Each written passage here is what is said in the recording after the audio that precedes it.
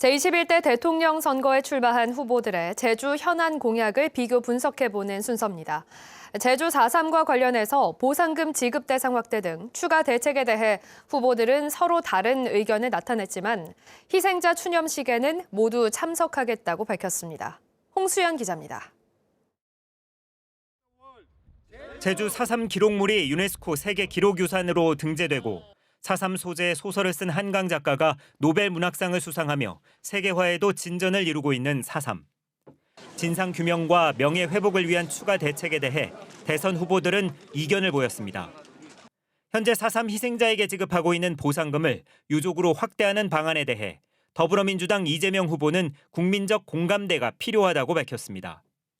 다만 유족 결정 절차 간소화와 보상금 조기 지급뿐 아니라 4.3 재심과 형사 보상 절차를 집중 지원하는 등의 제도 개선을 추진하겠다고 밝혔습니다.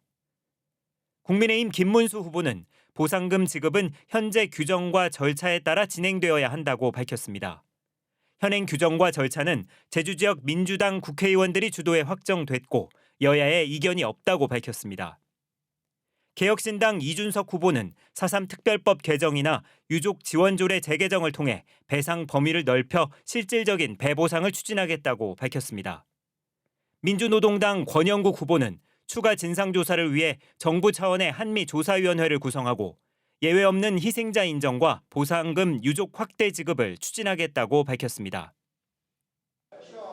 4.3의 바른 이름과 폄훼, 왜곡 행위를 처벌하도록 하는 특별법 개정에 대해 이재명 후보는 정명에 대해 논의해야 하고 처벌 조항을 신설하는 법률 개정안이 발의된 상태라고 덧붙였습니다. 반면 김문수 후보는 현재 4.3 사건 명칭에 큰 이견이 없으며 왜곡을 막기 위한 노력은 꾸준해야 하지만 특별법을 개정해 처벌하는 것은 논란을 부추길 수 있어 신중해야 한다고 밝혔습니다. 이준석 후보는 정명보다 인권 중심의 명예회복과 추모에 우선 집중하고 특별법을 개정해 처벌하는 데 찬성한다고 밝혔습니다. 권영국 후보는 4.3 민중항쟁으로 정명해 헌법 전문에 5.18과 함께 4.3 정신을 수록하고 폄훼, 왜곡 행위를 처벌하도록 하는 4.3 특별법 개정에 찬성 입장을 밝혔습니다. 또 대통령이 되면 4.3 희생자 추념식에 참석하겠느냐는 질문에 이재명, 김문수, 이준석, 권영국 네 후보 모두 참석하겠다고 입을 모았습니다. MBC 뉴스 홍수현입니다. 네, 제21대 대통령 선거가 이제 일주일도 남지 않았는데요. 사전투표가 내일부터 이틀 동안 진행이 됩니다. 각 정당에서도 사전투표 참여를 호소하며 지지층 결집에 나섰습니다. 김항섭 기자입니다. 제주도의회 대회의실에 마련된 사전투표소입니다. 투표용지 프린터와 기표서, 투표함까지 투표 준비가 모두 마무리됐습니다. 참관인들은 신분증 확인과 모의 투표용지 출력 등 막바지 점검을 벌였습니다. 내일부터 이틀 동안 제주에서도 투표소 43곳에서 사전투표가 시작되기 때문입니다. 유권자들은 이틀 동안 아침 6시부터 오후 6시까지 주소지와 관계없이 신분증만 있으면 사전투표소에서 소중한 한 표를 행사할 수 있습니다. 그 투표를 하실 때에는 특히 이제 사진 촬영이라든가 아니면은 그 투표하는 중간 어떤 특정 후보의 그 지지를 하는 발언이라든가 그런 부분을 유의하시면 되겠습니다. 사전 투표를 하루 앞두고 제주 지역 주요 정당들도 투표 참여를 촉구했습니다. 더불어민주당은 더 나은 대한민국을 만들겠다며 이재명 후보를 선택해달라고 호소했습니다. 이번 선거를 통해 내란을 극복하고 민주주의를 회복해야 합니다. 무너진 민생과 경제를 되살려야 합니다. 국민의힘도 사전투표를 기점으로 판세를 뒤집을 수 있다며 투표에 참여해 줄 것을 호소했습니다. 우리 도민들의 선택이 중요한 선거가 되겠고요. 사전투표 하실 분들은 꼭 해주시고 또 당일 투표가 가능하신 분들은 당일 투표를 꼭 하셔서 조국혁신당과 진보당 등 4개 정당도 사전투표는 국민이 권력을 되찾는 가장 확실한 선택이라며 투표 참여를 독려했습니다. 지난 20대 대선 당시 제주 지역의 사전투표율은 33.7%로 전국 평균 36.9%보다 낮았습니다. 사전투표율이 대선 당일 표심에도 영향을 주는 만큼 지난 대선의 투표율을 뛰어넘을 수 있을지 주목됩니다. MBC 뉴스 김항섭입니다. 제주형 행정체제 개편을 위한 주민투표 실시가 민주당 대선 공약에 포함됐습니다. 더불어민주당은 오늘 공개한 제21대 대통령 선거 정책 공약집을 통해 국가균형발전 항목에 지역주도 제주형 기초자치단체 설치를 제시했습니다. 또 기초자치단체 설치를 위한 방법으로는 주민투표를 통해 기존 행정시에서 제주형 기초자치단체를 설치하는 것이라고 설명했습니다. 제주도는 내년 7월 출범을 목표로 주민투표를 오는 8월 전에 마치고 도와 기초시간 인수인계를 위해 준비해 나간다는 방침입니다. 제주 지역 동물보호단체들이 이재명 더불어민주당 대선 후보의 동물복지 공약을 환영하며 이 후보에 대한 지지를 선언했습니다.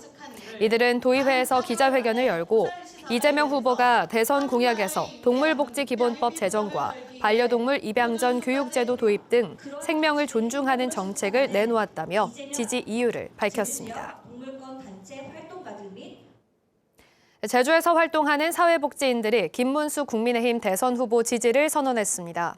이들은 김문수 후보가 저출산, 고령화 문제 해결을 위해 노인 장애인 지원 서비스 확대와 아동가족 지원 정책을 약속하고 사회복지 안전망의 중요성을 강조하는 등 소외된 이웃이 없는 따뜻한 사회를 만들 적임자라며 지지 이유를 밝혔습니다. 권영국 민주노동당 후보 제주선거대책위원회는 입장을 내고 유일한 광장 후보, 진보 후보 기호 5번 권영국에게 투표해달라고 호소했습니다. 이들은 어제 열린 마지막 대선 방송 토론은 상대 후보에 대한 비방과 혐오, 성폭력 발언까지 서슴지 않는 역대 최악의 토론이었다며 정책과 비전을 제시한 후보는 권영국 후보가 유일했다고 주장했습니다. 또 제주 제2공항 백지화와 차별 없는 민주공화국을 위해 투표해달라고 촉구했습니다. 결혼 사진은 보통 전문 업체에 맡겨서 촬영을 하는 경우가 대부분인데요. 계약서 꼼꼼히 확인하셔야겠습니다. 나도 모르는 사이에 내 결혼 사진이 박람회 홍보에도 쓰일 수 있기 때문입니다. 이 소식 이따금 기자가 보도합니다. 올해 2월 제주에서 결혼식을 올린 새 신부 김모 씨. 결혼 사진과 영상은 소개받은 전문 업체에 맡겼습니다.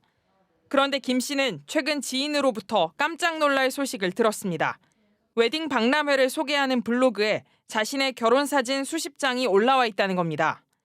여기도 있다 하면서 이제 링크를 다 보내주는데 그게 되게 한두 군데가 아니었었던 거예요. 그래서 저는 평소에 제 사진을 잘 올리는 사람도 아닌데 너무 당황스럽고 기분이 좀 불쾌했죠.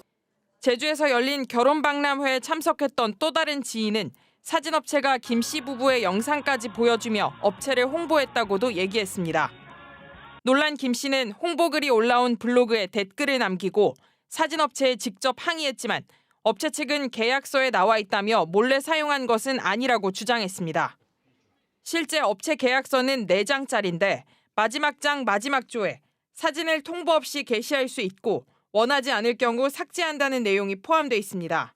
저희도 모르게 광고업체 쪽에서 바이럴 마케팅으로 사용을 하게 된 거죠. 저희가 바로 죄송하다고 삭제 조치하겠다고 해서 말씀을 드렸고 초상권 침해는 형사처벌 대상이 되지 않아 김 씨는 민사소송을 준비하고 있습니다.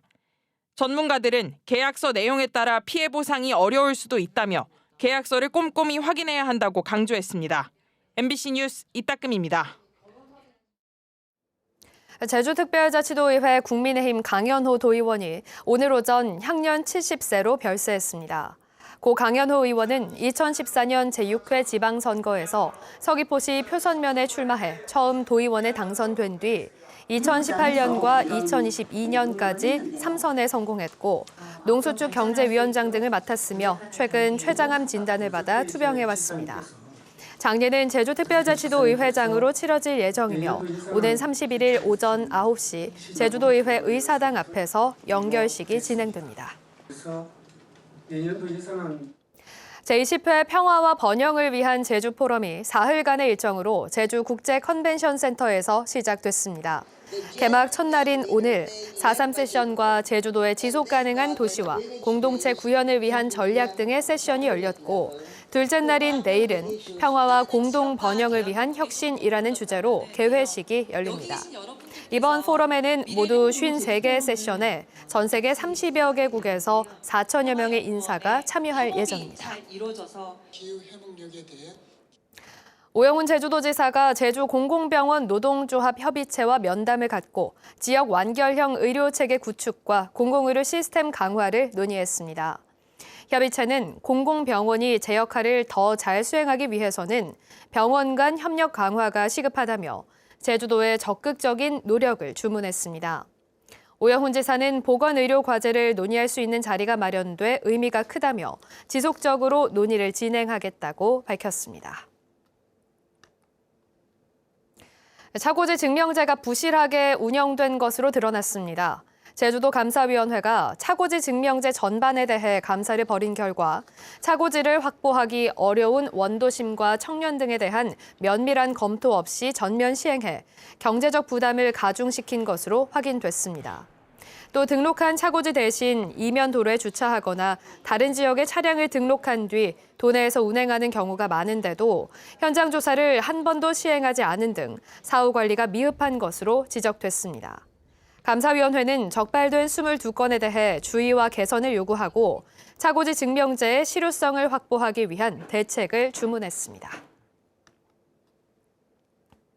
서귀포시 체육회 한 종목협회 회장이 강제추행 혐의로 검찰에 송치됐다는 제주 MBC 보도와 관련해 피해 여직원이 회장의 사퇴를 촉구하고 나섰습니다. 성추행 피해 여직원은 제주도와 서귀포시 체육회 등 7개 기관에 진정서를 내고 경찰 조사를 통해 회장의 성추행 혐의가 인정됐고 규정상 사회적 무리를 일으킬 경우 임원의 결격 사유에 해당된다며 회장의 사퇴를 공식 요구했습니다. 종목협회 회장은 지난 2023년 서귀포시의 한 주점에서 회식 중이던 여직원을 강제 추행한 혐의로 최근 검찰에 넘겨졌습니다. 제주에서 한 중학생 학부모가 자녀의 초등학교 시절 담임 선생님을 포함해 교사 10명을 지속적으로 괴롭히고 아동학대 혐의로 고소까지 해 논란이 일고 있습니다. 교육당국과 경찰 등에 따르면 이 학부모는 지난해부터 해당 교사들에게 수차례 연락을 하고 찾아가며 악성 민원을 제기했는데 이 사실을 인지한 경찰이 오히려 이 학부모를 협박 혐의로 수사하고 있는 것으로 파악됐습니다. 제주도 교육청은 교사들의 신원 보호에 힘쓰는 한편 경찰 수사에 적극 협조하겠다고 말했습니다. 제주대학교 병원 전공의 추가 모집에 12명이 지원해 전체 모집 인원의 15%에 그쳤습니다. 제주대병원은 전공의 추가 모집 접수를 마감한 결과 모집 인원 79명 가운데 15%인 12명이 지원을 했다고 밝혔습니다. 의대 증원 추진에 따른 전공의 모집 미달 사태가 이어지면서 현재 제주대병원에 근무하는 전공의는 정원 105명 가운데 19%인 20명입니다. 경찰이 112 문자 메시지를 소홀하게 넘기지 않고 위치를 추적해 교제폭력 피해자를 구조했습니다. 유튜브 대한민국 경찰청 채널에 따르면 제주경찰청 112 상황실에 최근 새벽 시간대 아무 말 없이 흐느끼는 여성의 신고 전화와 함께 고와 두개표라는 문자 신고가 접수됐습니다. 경찰은 도와주세요와 비슷한 키보드 위치인 것으로 판단하고 코드1 지령을 내리고 신고 위치로 출동해 교제폭력 피해자를 구조한 뒤 가해자를 체포했습니다.